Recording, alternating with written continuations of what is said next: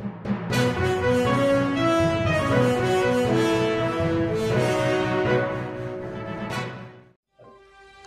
सोलापूर न्यूजमध्ये आपल्या सगळ्यांचं स्वागत।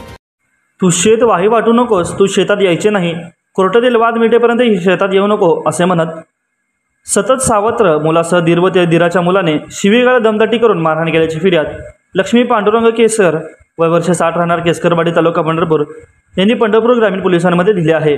फिर्यादी यांचा एक मुलगा असून तो पुण्यात कामाला असतो। लक्ष्मी यांच्या पतीचे निधन झाल्यानंतर त्यांचा उदरनिर्वाह शेतीवर सुरू आहे।